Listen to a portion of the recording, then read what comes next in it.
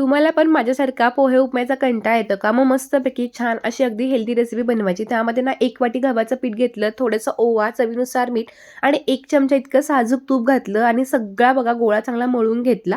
आता वरून थोडंसं तेल लावायचं आणि हा गोळा ना फार घट्ट नाही, फार मऊ नाही असा मळून घेतला. आता साईडला ठेवायचा. 3 ते 4 इतके टोमॅटो घेतले. ते टोमॅटो स्वच्छ धुवून अगदी बारीक चिरून घ्यायचे.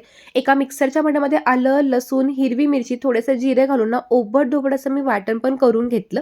आता एका पॅनमध्ये नाही तर 3 ते 4 चमचे बेसन घेतलं. ते थोडंसं हलकं भाजून घ्यायचं. ह्याचा कच्चेपणा निघून जायला पाहिजे.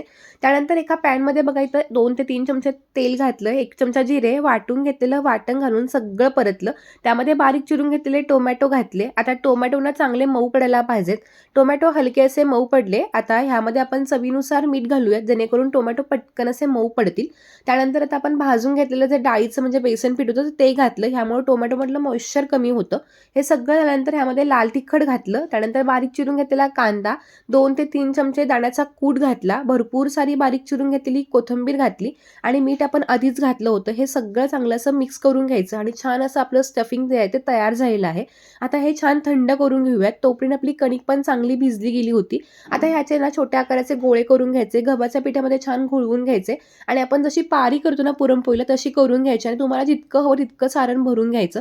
छान असा गोळा जो तो पॅक करून घ्यायचा. एक्स्ट्राची जी काही कणिक आहे ती काढून घ्यायची, म्हणजे कणिक अजिबात लागत नाही.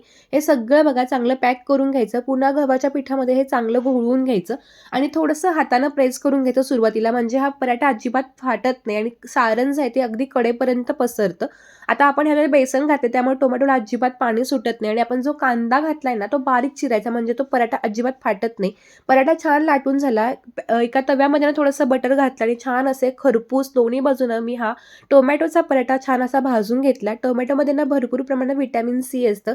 टोमॅटोचा आहारात आपण वापर करतोच, नेहमी सूप वगैरे करतो, पण हा पराठा पण खूप छान लागतो. तुम्हाला आजची रेसिपी कशी वाटली हे कमेंट करून सांगायला विसरू नका. धन्यवाद. Bye bye.